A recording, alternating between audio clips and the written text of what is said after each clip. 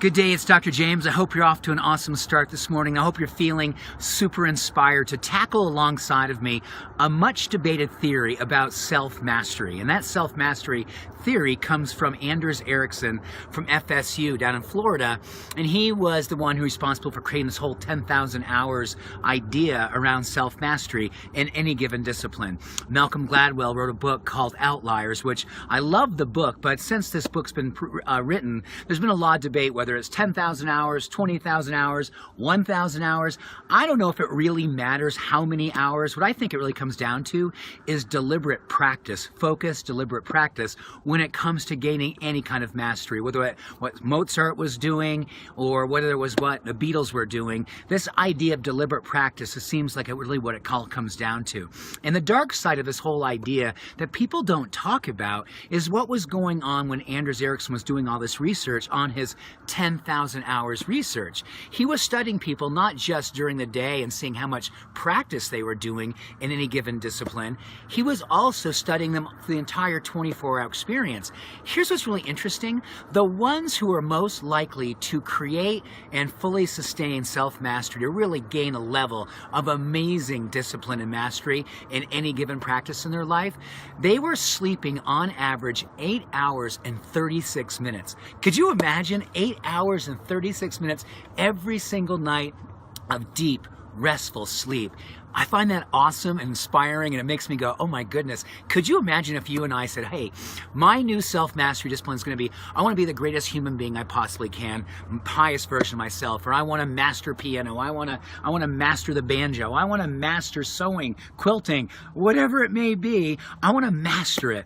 But really what it comes down to, whether it's 10,000 hours or 2,000 hours, it really comes down to when you have the energy and the focus to do something extremely well and really pour yourself into it with amazing, passionate energy. That's really what it comes down to as far as I can tell. And I know when I get 8 hours plus of sleep, I am a ninja. Aren't you a ninja? When you wake up so fully rested and you can just focus yourself and just go for it. So here's 3 things that science tells us that we can do every single night to help us really enlist the quality of the deepest kind of sleep we can ever imagine for ourselves. Night after night after night. Imagine that for yourself. Here's what it comes down to. 3 things. Number 1, no screen time within an hour of bedtime. That means your iPhone, your computer screen, the television screen, no matter what screen it is, actually eject from that, turn it off, get away for at least a full hour before you're planning on going to bed. Number 2, this is a wonderful one. It's doing the loving kindness Buddhist practice of meditation. It can take between 10 and 13 minutes. It's absolutely awesome. The studies show it has a phenomenal way of helping to lower cortisol, to raise serotonin, to turn that into melatonin. It's simply a practice around loving kindness for yourself, for the world. Compassion is a great sleep elixir. And the third thing is gratitude journaling. Every good study that came down on the idea of how gratitude affects our overall well-being also included how it impacts the quality of our sleep. It literally helps to lower worry and lower anxiety and augment peace so we can fall asleep and stay asleep.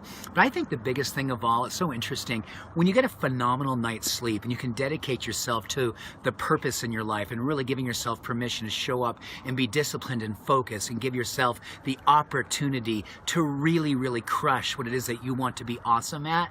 Don't you find that you fall asleep that night, you just feel so peaceful, you feel so relaxed, you feel so accomplished. Self-efficacy, that sense of peace and purpose that comes with doing something well and being present for the doing of it, gosh, it makes me just want to fall asleep so relaxed, and I surrender. Because I believe, you know what? I did what I came here to do. I came here to be the highest version of myself, and I created a life that I love. So with that, here's to a great night's sleep, 8 hours and 36 minutes on average, or as close as we can come to it. With that, much love and many blessings. Have an awesome day.